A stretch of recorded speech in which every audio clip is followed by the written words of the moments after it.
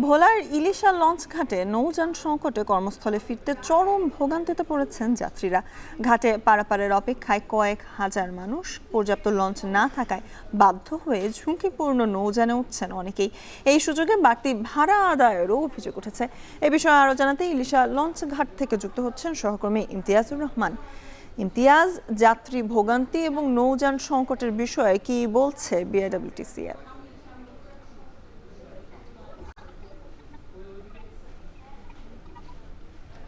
স্বর্ণা, ঈদের আনন্দ ভাগাভাগি করতে কর্মস্থল থেকে যেরকম ঈদের আগ মুহূর্তে দ্বীপ জেলা ভোলায় মানুষ দুর্ভোগ নিয়ে কিন্তু প্রবেশ করেছে, এখন কিন্তু কর্মস্থলে ফেরার পথেও সেই একই দুর্ভোগ নিয়ে কিন্তু তারা ফিরছে। আমি এখন রয়েছি ভোলার ইলিশা লঞ্চ ঘাটে। এই ঘাটে আজ সকাল থেকে এখন পর্যন্ত প্রায় 60টি লঞ্চ কিন্তু ভোলার ইলিশা থেকে মধুচৌধুরী হাটের যেই ঘাট রয়েছে সেখানে উদ্দেশ্যে ছেড়ে গেছে।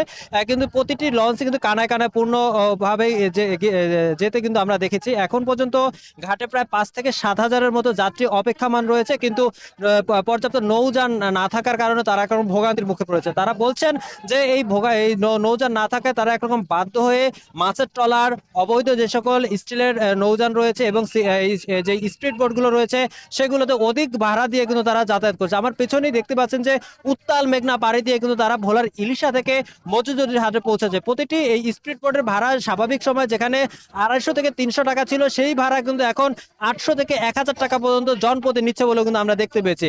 এছাড়াও যেই স্টিলের যে সকল ট্রলারগুলো রয়েছে সেই ভাড়াও কিন্তু 300 থেকে 350, 400 টাকা, 500 টাকা পর্যন্ত নিচ্ছে বলে কিন্তু আমরা দেখেছি। এক্ষেত্রে কিন্তু টিএ বা টিসি কর্তৃপক্ষ কিন্তু বিগত সময় বলে থাকে যে যখনই ভোগান্তি হবে তখন তাদের লঞ্চ সার্ভিস বাড়ানো হবে, কিন্তু সেই ক্ষেত্রে কিন্তু এখন লঞ্চ সার্ভিস তেমন কোনো বাড়ানো হয়নি বলে কিন্তু আমরা দেখেছি। এই কারণে কিন্তু যেই ভোলা থেকে যে সকল লক্ষ্মীপুর রুটে যে সকল যাত্রীরা রয়েছে সেই যাত্রীরা কিন্তু একরকম ভোগান্তি রয়েছে, কেননা যেই গার্মেন্টস খোলার সঙ্গে সঙ্গে কিন্তু তাদের যে কর্মস্থলে ফিরতে হবে সেই যাত্রী কিন্তু নানান ভোগান্তিতে রয়েছে বলে আমরা দেখেছি। তো এই ছিল আমার কাছে ভোলার ইলিশা ঘাট থেকে সর্বশেষ তথ্য। স্বর্ণা। সহকর্মী ইমতিয়াজ জানাচ্ছিলেন ভোলা থেকে নগরীতে ফেরা নিয়ে দুর্ভোগের সবশেষ।